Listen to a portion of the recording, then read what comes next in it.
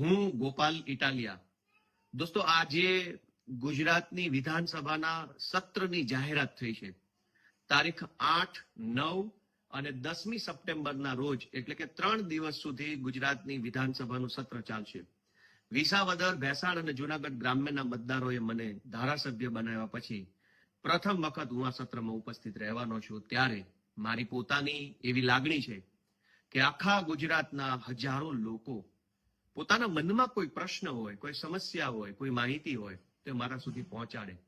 એટલે મારી ગુજરાતભરના સૌ લોકોને વિનંતી છે કે ગામડાને લાગુ પડતી હોય, ખેતી અને ખેડૂતને લાગુ પડતી હોય, બહોળા સમાજને લાગુ પડતી હોય એવી કોઈ બાબત, એવો કોઈ વિષય, એવી કોઈ સમસ્યા કે એવી કોઈ નીતિ બાબતે તમે જો વિધાનસભામાં પ્રશ્ન પૂછાય એવું ઈચ્છતા હોવ તો તમે એડવાન્સમાં મને લખીને મોકલી શકશો. હજારો પ્રશ્નો આવશે, એમાંથી જે પ્રશ્ન કાયદાની ભાષા પ્રમાણે, વિધાનસભાના નિયમો પ્રમાણે પૂછી શકાય એવો હશે એ પૂછવાની હું કોશિશ કરીશ.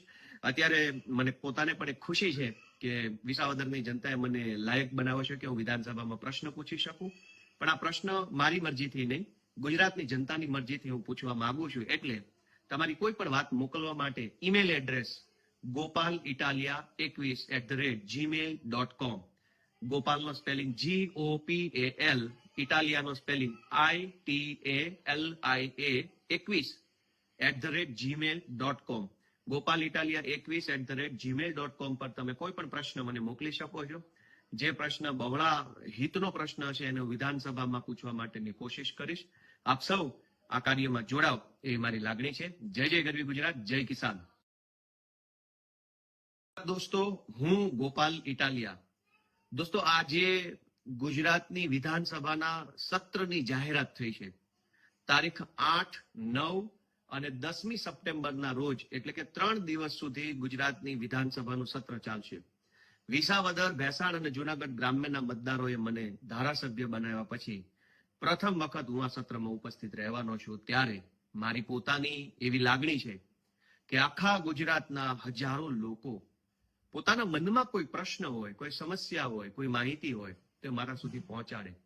એટલે મારી ગુજરાતભરના સૌ લોકોને વિનંતી છે કે ગામડાને લાગુ પડતી હોય, ખેતી અને ખેડૂતને લાગુ પડતી હોય, બહોળા સમાજને લાગુ પડતી હોય એવી કોઈ બાબત, એવો કોઈ વિષય, એવી કોઈ સમસ્યા કે એવી કોઈ નીતિ બાબતે તમે જો વિધાનસભામાં પ્રશ્ન પૂછાય એવું ઈચ્છતા હોવ તો તમે એડવાન્સમાં મને લખીને મોકલી શકશો. હજારો પ્રશ્નો આવશે, એમાંથી જે પ્રશ્ન કાયદાની ભાષા પ્રમાણે, વિધાનસભાના નિયમો પ્રમાણે પૂછી શકાય એવો હશે એ પૂછવાની હું કોશિશ કરીશ.